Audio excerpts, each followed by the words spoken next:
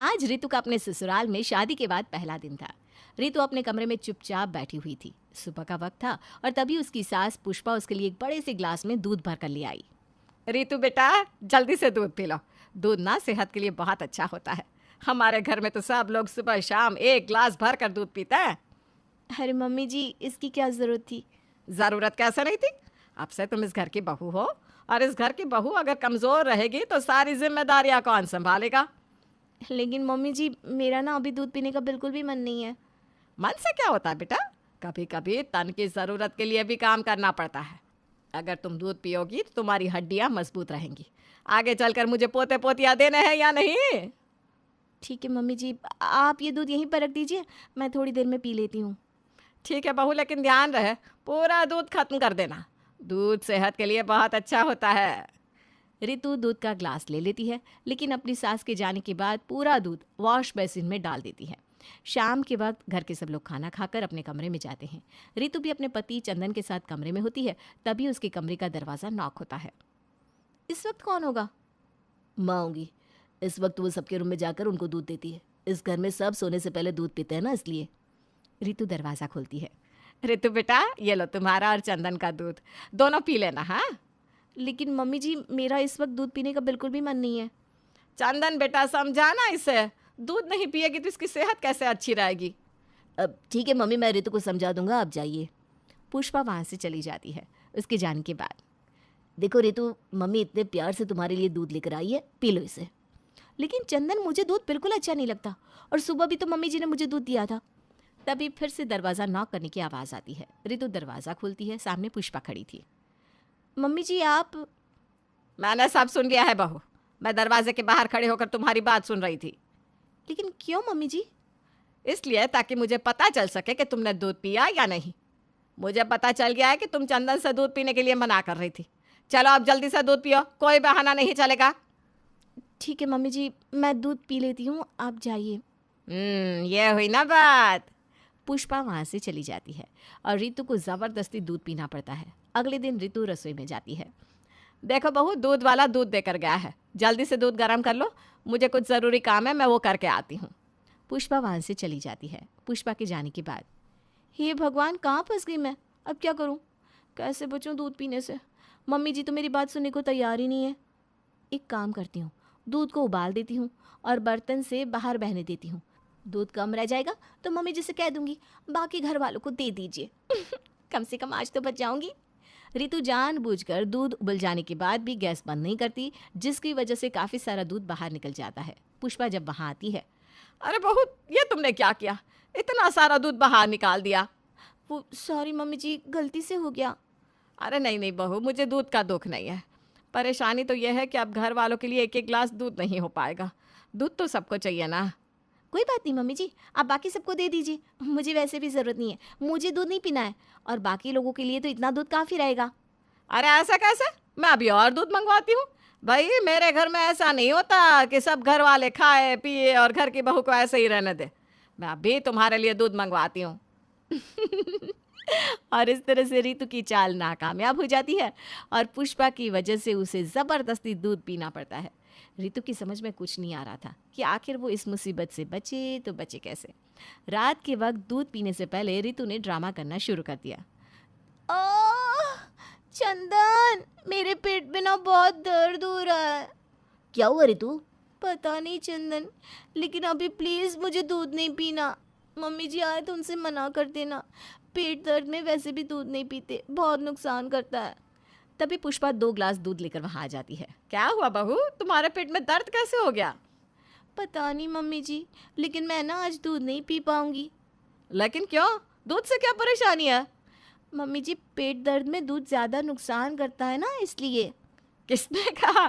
अरे गर्म दूध नुकसान करता है बहू। मैं तुम्हारे लिए ठंडा दूध ले आती हूँ, उससे तो पेट दर्द ठीक हो जाता है। तुम बस 2 मिनट रुको। हाँ। और पुष्पा अपनी बहू रितु के लिए ठंडा दूध बना कर ले आती है। ले बहू, जल्दी से पी ले। मैं यहीं बैठी रहूँगी जब तक तू ये दूध नहीं पी लेती। अरे मम्मी, इसकी कोई ज़रूरत नहीं है, आप जाइए। हाँ मम्मी जी, आप अपने कमरे में जाइए, चंदन है ना यहाँ, और मैं तो ये सारा दूध खत्म कर ही दूंगी। अरे ऐसे कैसे चली जाऊँ? मेरी बहू के पेट में दर्द है और मैं आराम से सो जाऊँ? ना जी ना, मुझसे ऐसा नहीं होगा। मैं थोड़ी देर यहीं बैठती हूँ, तुम दूध पी लो, तुम्हें आराम मिल जाएगा तो मैं चली जाऊंगी। रितु एक बार फिर से दूध पीने से बच नहीं पाती और उसे ज़बरदस्ती दूध पीना पड़ता है। रितु की समझ में नहीं आ रहा था कि आखिर वो इस परेशानी से कैसे बचे। रोज़ रोज़ दूध पीना उसके लिए मुसीबत बन गया था। कुछ दिनों के बाद रितु प्रेग्नेंट हो जाती है। अरे वाह बहू, ये तो तूने बहुत अच्छी खबर सुनाई। चल हम डॉक्टर के पास जाते हैं और डॉक्टर से अच्छी तरह से समझ लेते हैं क्या खाना पीना है, क्या नहीं खाना। ठीक है मम्मी जी। दोनों डॉक्टर के पास पहुंचते हैं। डॉक्टर रितु का चेकअप करती हैं और आपकी बहू एकदम स्वस्थ है, उसे किसी तरह की कोई परेशानी नहीं, लेकिन फिर भी खाने पीने का अच्छे से ध्यान रखिएगा ताकि बच्चा भी स्वस्थ पैदा हो सके। अरे डॉक्टर मैडम, मैं तो अपनी बहू का बहुत ख्याल रखती हूँ, अपने हाथों से दूध बना कर देती हूँ उसे, वो भी दोनों वक्त, इसीलिए तो वो इतनी स्वस्थ है। डॉक्टर मुझे ये पूछना था कि क्या दूध पीना ज़रूरी है? वो क्या है ना, मुझे दूध पीना अच्छा नहीं लगता। नहीं नहीं, ऐसा कुछ नहीं है। अगर आपको दूध पीना पसंद नहीं तो आप मत पीजिए। मैं आपको कुछ सप्लीमेंट्स दे रही हूँ, उनसे भी काम चल जाएगा। लेकिन डॉक्टर मैडम, अगर बहू दूध नहीं पिएगी तो कमज़ोर हो जाएगी ना। देखिए ऐसा कुछ भी नहीं है, मैंने कुछ दवाइयाँ दे दी है, वो ठीक रहेंगी। और दूध पीने से ऐसा कुछ नहीं होता जैसा आप समझ रही हैं। थैंक गॉड, अब कम से कम मैं दूध पीने से तो बच जाऊंगी। डॉक्टर की बात सुनने के बाद तो मम्मी जी मुझे दूध के लिए फोर्स नहीं करेंगी। रितु खुश होते हुए घर आती है। उसे लगता है कि अब उसे इस दूध पीने की मुसीबत से छुटकारा मिल गया। शाम के वक्त रितु चंदन को डॉक्टर की बताई हुई दवाइयाँ लाने के लिए कहती है। चंदन, ये कुछ दवाइयाँ हैं, ये तुम ले आना, और अब ना मुझे ये दूध पीने से भी राहत मिल जाएगी। तभी पुष्पा हाथ में दूध का ग्लास लेकर वहाँ आती है। अरे मम्मी आप। चंदन बेटा, ये दवाइयाँ लाने की कोई ज़रूरत नहीं है। लेकिन क्यों मम्मी जी, अब तो डॉक्टर से बात हो गई है ना। डॉक्टर ने भी तो कहा है कि दूध पीने की कोई ज़रूरत नहीं है। अरे डॉक्टर के कहने से क्या होता है, आजकल के डॉक्टर तो दवाइयाँ दे देकर सेहत खराब कर देते हैं, माँ और बच्चे दोनों की। लेकिन मम्मी जी, दूध पीने से क्या होगा? देखो बहू, तुम चाहती हो ना तुम्हारा बच्चा हेल्दी हो, हाँ मम्मी, हम दोनों यही चाहते हैं। तो बस सब कुछ मेरे हाथ में छोड़ दो। मैं दूध के अंदर मिक्स करके बहू को ऐसी देसी चीज़ें खिलाऊंगी कि वो पूरी प्रेगनेंसी में एकदम हेल्दी रहेगी और बच्चा भी बहुत हेल्दी होगा। पुष्पा वहाँ से चली जाती है। ये क्या चंदन, मम्मी जी तो डॉक्टर की बात भी सुनने को तैयार नहीं है। मुझे लगता है तुम्हें मम्मी की बात माननी चाहिए। अब वो जो कुछ भी कह रही है सही तो कह रही होंगी। और इस तरह से रितु एक बार फिर से दूध पीने के लिए फंस जाती है। पूरी प्रेगनेंसी पुष्पा रितु को कोई दवाई नहीं लेने देती, बस तरह तरह की चीज़ें दूध में मिलाकर रितु को पिलाती रहती है। 9 महीने बीत जाते हैं और रितु एक हेल्दी बच्चे को जन्म देती है। अरे वाह रितु, तुम्हारा बच्चा तो बहुत हेल्दी है, पूरे 4 किलो का बेबी हुआ है। आजकल के ज़माने में इतना हेल्दी बच्चा होना वाकई में मुश्किल है। लगता है मेरी दवाओं ने अच्छा असर किया है। अरे डॉक्टर मैडम, ये आपकी दवाओं का नहीं बल्कि मेरे दूध का कमाल है। अपनी बहू के लिए अलग से देसी गाय का दूध मंगवाती हूँ मैं और देसी दवाइयाँ खिलाती हूँ, इसी की वजह से बच्चा इतना हेल्दी हुआ है। क्या बहू, सही कह रही हूँ ना मैं? वैसे डॉक्टर, मम्मी जी की बात एकदम सही है। पहले मुझे दूध पीने से बहुत नफरत थी, लेकिन अब लगता है कि मैं दूध कभी छोड़ ही नहीं सकती। सुहाना केवट परिवार में ब्याह कराई थी। उसकी ससुराल में सास पुष्पा, ननद शीला, पति राजू और ससुर देवांग थे। सभी बहुत ही मेल मिलाप से रहते थे। सुहाना का बचपन से ही एक सपना था, मास्टर शेफ में जाने का। वो मास्टर शेफ तो नहीं बन पाई, लेकिन किचन शेफ बनने की तैयारी अभी भी जारी है। सुबह सुबह सुहाना किचन में रेसिपी बुक पढ़कर नाश्ता बना रही थी कि तभी उसकी सास वहाँ आती है। और कितना समय लगेगा बहू नाश्ता तैयार होने में? बस माँ जी 20 मिनट और फिर तैयार। अच्छा ठीक है। अरे ये घंटा फ्रिज में क्यों रखा है? वो माँ जी, रेसिपी बुक में लिखा था कि 1 घंटा फ्रिज में रखो और फिर इस घोल से अपनी मनपसंद चीज बनाओ। दयाल बुद्धि कहाँ तक चलती, यही करेगी ना। घोल को 1 घंटा फ्रिज में रखने को कहा था, अब मंदिर का घंटा नहीं। ओ माँ जी, अब तो हो गई गलती से मिस्टेक। चलो कोई ना, आप टेबल पर बैठो, 2 मिनट में दन दनादन नाश्ता तैयार। फिर सुहाना जल्दी से नाश्ता बनाकर सबको सर्व करती है। वाह भाभी, आज आपने मैगी बनाई है, ये तो मेरी फेवरेट है। भाभी हूँ तुम्हारी, अब तुम्हारी पसंद का ख्याल तो रखना ही होगा ना। और जब शीला मैगी खाती है, छी, ये क्या है? मैगी का टेस्ट रूह अफ़ज़ा जैसा क्यों लग रहा है? टेस्टी नहीं है क्या? ये है रूह अफ़ज़ा मैगी, मैंने पहली बार बनाई है। कैसी है? बहू तो पागल हो गई है, मैगी में रूह अफ़ज़ा कौन डालता है? माँ जी, आप ही तो कहती हो कि कुछ नया नहीं बनाती। अब इतना टेस्टी नाश्ता बनाया है तो उस पे भी प्रॉब्लम। आई नो, मैं मास्टर शेफ तो नहीं हूँ, लेकिन किचन शेफ तो हूँ ना, खाना है तो खाओ वरना भूखे रहो। आप ही खा लो इसे, हम स्विगी कर लेंगे। फिर शीला खुद के लिए और बाकी घर वालों के लिए स्विगी से अच्छा सा नाश्ता ऑर्डर करती है। वहीं दोपहर में बहू, लंच में कुछ स्पाइसी और टेस्टी सा बना ला, और हाँ, कोई गड़बड़ ना करना इस बार। ठीक है माँ जी। वहीं किचन में माँ जी ने कहा था कि उन्हें कुछ स्पाइसी खाने का मन है, क्यों ना मैं आज उन्हें स्पाइसी सी चटाकेदार रोटी बनाकर खिलाऊं। फिर सुहाना किचन रैक से ढेर सारी झोलो चिप्स निकालती है और उसे मिक्सी में पीसकर आटे में मिला देती है। अब बनेगा तीखा टेस्टी स्पाइसी रोटी, और फिर माँ जी मुझे शाबाशी देंगी। वहीं खाने के समय माँ जी, आपने जैसा कहा था ना, मैंने वैसा ही खाना बनाया है। खा के बताओ कैसा बना है। बहुत ने खाना है। क्या क्या मिलाया है? ये तो मेरे से भी ज्यादा तीखा है। माँ जी, ये जोलो रोटी है। अरे पानी दे, कल मुझे जान निकल रही है। इसे खा के पानी नहीं पीते, नहीं तो ज्यादा तीखा लगेगा। अरे मर गई रे बात, आज तो ये मुझे मार कर ही रहेगी। वहीं जोलो चिप्स के कारण सुहाना की सास का बुरा हाल था, और जैसे तैसे उनके मुंह में होने वाली जलन थोड़ी ही देर में कम होती है। पुष्पा नाम सुन के फूल गोभी समझी क्या? सास हूँ तेरी, या उल्टे सीधे कांड करना छोड़ दे वरना फायर कर दूंगी। फिर मायके में रोते बैठना। सासू माँ, पहले तो खुद ही कहा कि तीखा खाना है, अब तीखा दिया तो गुस्सा कर रही हो। It's not fair.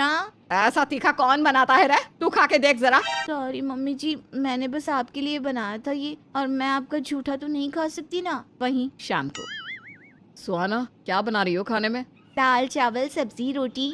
यार मुझे ना रसगुल्ला खाने का मन था। बस इतनी सी बात। लो, मैं वो भी बना दूंगी बस। थैंक यू माय लवली बीवी। ये लवली कौन है? अरे लवली मतलब प्यारी बीवी। अब ठीक है, अगर पता भी चला ना कि आपकी जिंदगी में मेरे सिवा कोई और लवली है, तो खून खून कर उसका भरता बना दूंगी। हाँ, अरे गुस्सा मत हो, रसगुल्ला तो बनाओगी ना? पति देव की आज्ञा सर आंखों पर। वहीं किचन में ये रसगुल्ला हमेशा मीठा ही क्यों होता है? यार लोगों को चीनी ही इतनी पसंद क्यों आती है? आज मैं पति देव को नए तरह के रसगुल्ले बनाकर खिलाऊंगी, जिसे खाकर तो वो मेरी तारीफों की पोल बांधते ही नहीं थकेंगे। फिर सुहाना रात के डेजर्ट के लिए नमकीन रसगुल्ला बनाती है। खाने के बाद बहू, मायके जाना है क्या? नहीं तो ससुर जी। भाभी, मेरी जींस चाहिए क्या आपको?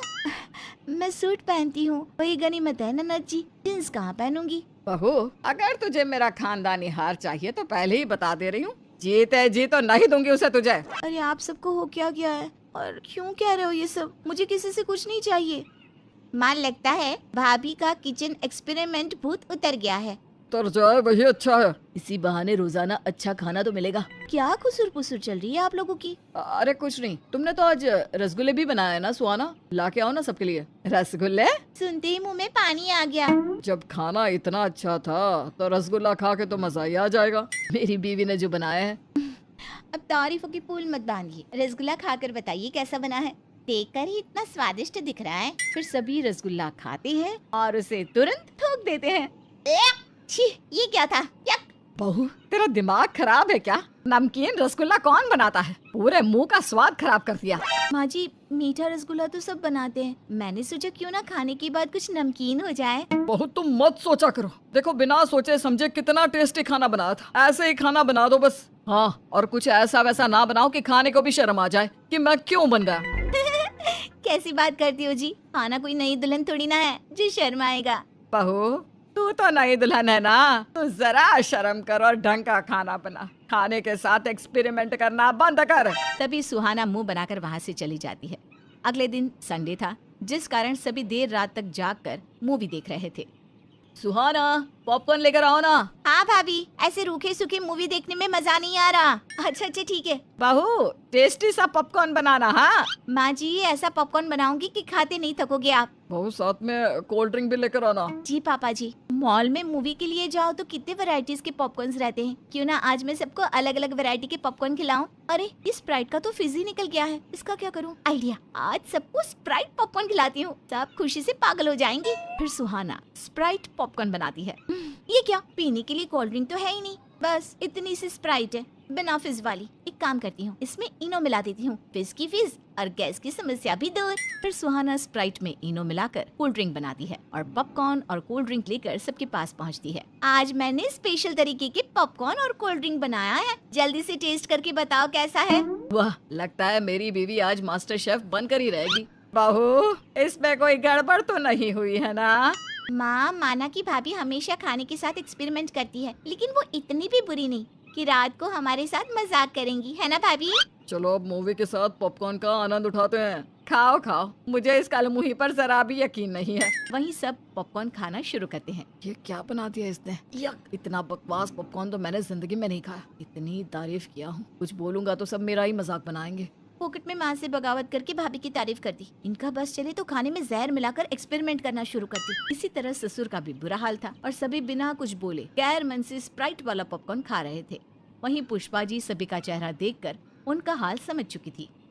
आप लोगों को पॉपकॉर्न इतना पसंद आया? बहू, इन्हें और पॉपकॉर्न ला के दे जरा, देख तो सही कितनी खुशी से खा रहे हैं। हाँ हाँ, अभी लाई, मैंने ना ढेर सारे बनाए हैं, लीजिए ना, कोल्ड ड्रिंक तो पीजिए, ये भी बहुत मस्त है। वहीं कोल्ड ड्रिंक का टेस्ट तो पॉपकॉर्न से भी बेकार था, जिस कारण सभी को दस्त लग जाती है। सुहाना, क्या मिलाया तुमने पॉपकॉर्न और कोल्ड ड्रिंक में? तुम्हारी वजह से हमारी हालत खराब हो गई।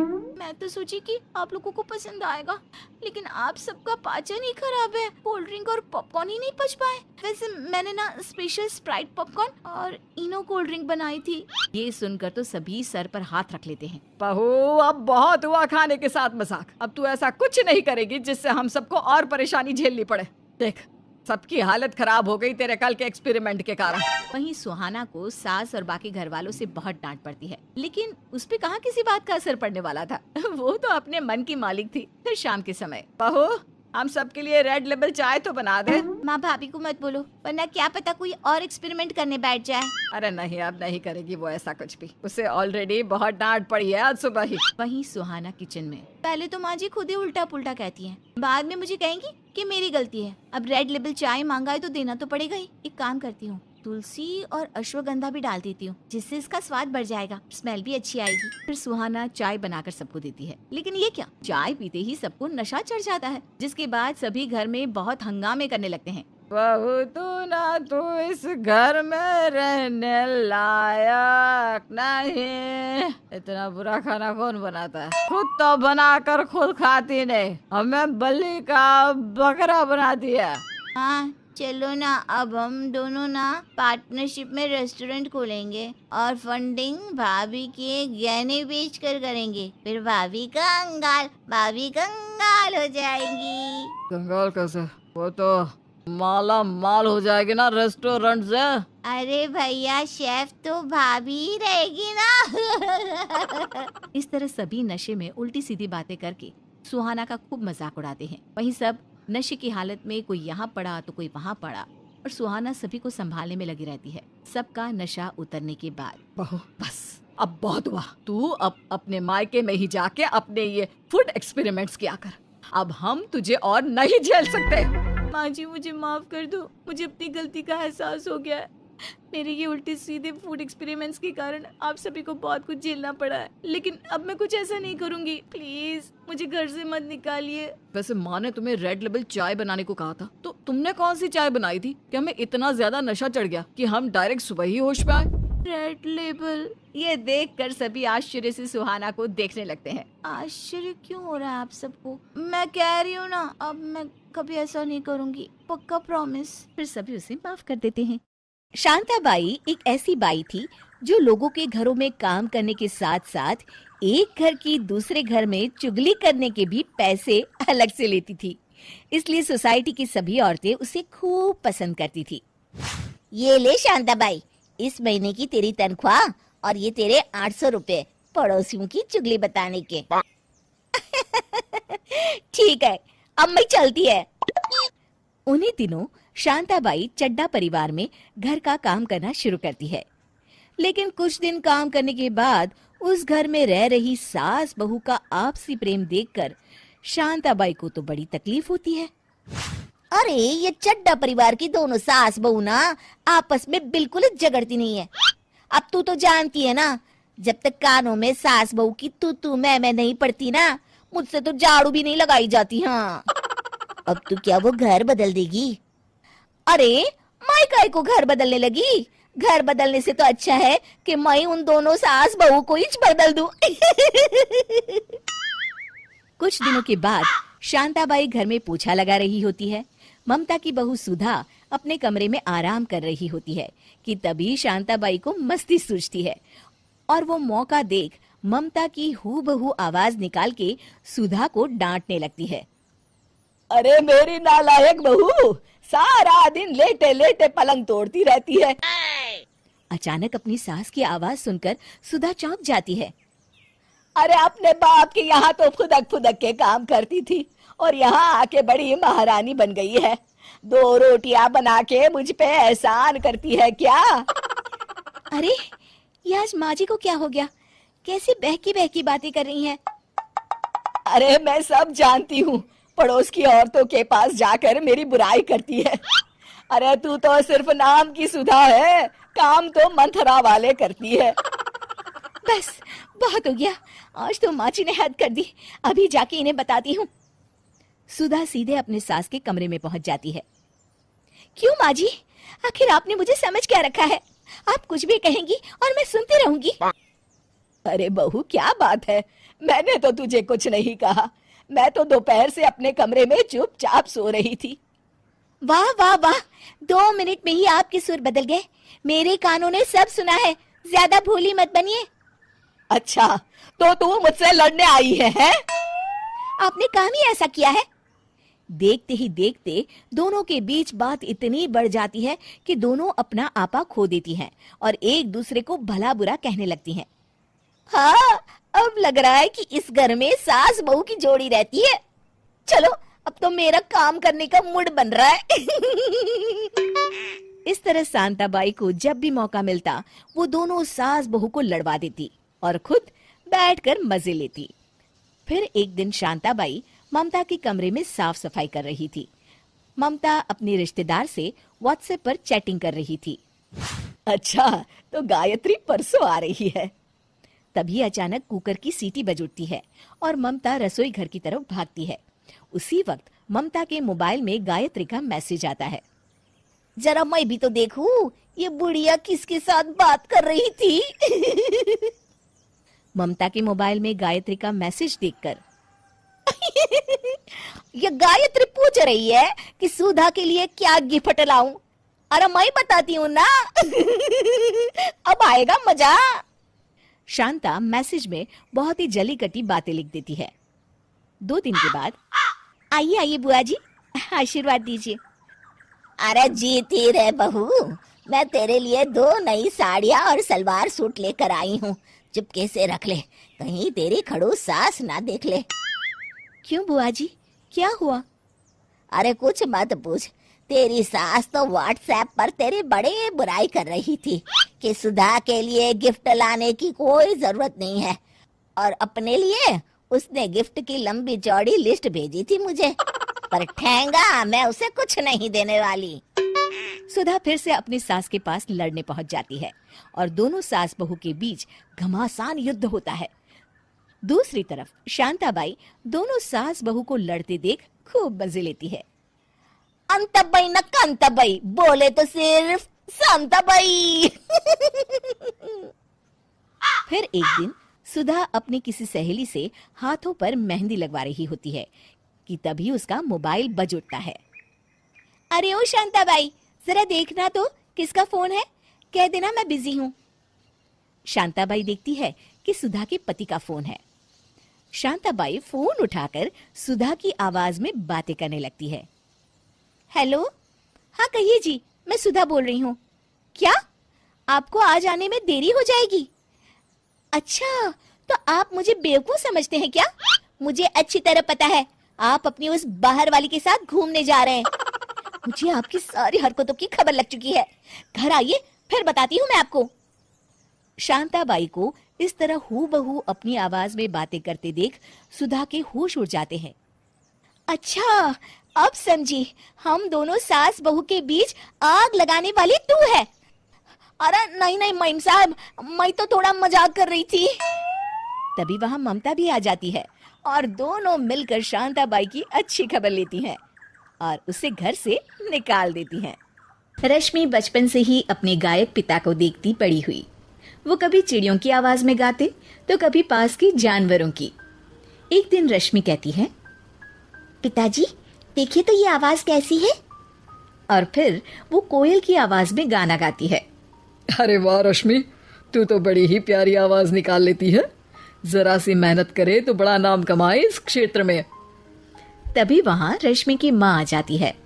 बस करिए, सारा जीवन तो ऐसी इटपंटा आवाज निकालकर जिंदगी बिता दी।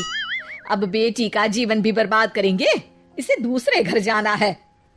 अरे तो क्या हो गया, अगर ये इस गायकी में कुछ नाम कमा ले तो बुरा क्या है। बस करिए, जैसे आपने अपना जीवन बर्बाद किया मैं इसे ना करने दूंगी। इसके लिए तो मैं किसी राजकुमार को ही चुनूंगी। रश्मि वहां से चली जाती है। तभी वहां पास की दादी आती हैं। अरे रश्मि की माँ, कब तक छोटे मोटे कार्यक्रम से पैसे कमाओगे? ये देखो, लड़के की फोटो शहर में रहता है, ऊंचे ख्यालों और पैसे वाले लोग हैं। रश्मि पर दिल आ गया है इसका, बोलो तो आगे बात करूं। अरे हाँ हाँ, क्यों नहीं, भाग्य ही खुल गए हमारी बिटिया के, वरना शहर में शादी तो बस ख्वाब ही ख्वाब है। अरे थोड़ा तो सीख जाने दो, कल को अपने बच्चों को क्या जागीर देगी ये। आप अब भी वही फालतू बात कर रहे हैं। अरे कुछ नहीं रखा गाने बजाने में, मुझे मंजूर है जी। दादी आप रिश्ता पक्का करा दे। अब रश्मि की शादी हो जाती है शहर के राजन से। देखो रश्मि, हमारे घर के नियम कायदे अलग हैं। माँ थोड़े पुराने विचारों की हैं और मैं उनकी हर बात से सहमत हूँ। उम्मीद है तुम समझ गई होगी।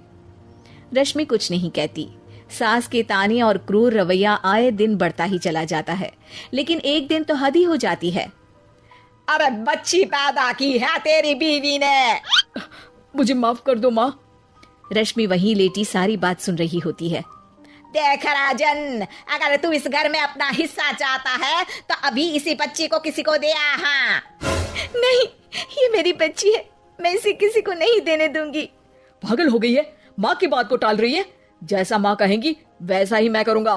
नहीं, मेरी बच्ची को लेकर कहीं मत जाओ।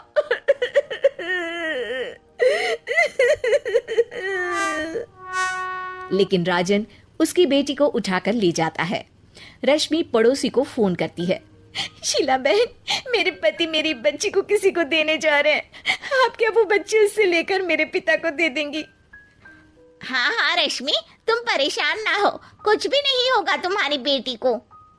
रश्मि की बेटी को लेकर शीला उसे उसके पिता के घर दी आती है, जहां अब वो बच्ची दादा से उनकी नई तरीके की गायन कला पर शिक्षा लेती है। गुल्ली ये नाम रखते हैं उसके नाना रश्मि की बिटिया का। एक दिन दादा को कोयल की आवाज आती है। कुहू, कुहू। अरे गुल्ली, देख बेटा कैसे कोयल चहक रही है। अरे आप भी ना, ये कोई कोयल नहीं बल्कि ये तो अपनी गुल्ली की आवाज है। और हाँ, उसने तो आपसे भी अलग एक नई कला की खोज की है। नई कला? कैसी नई कला भाग्यवान?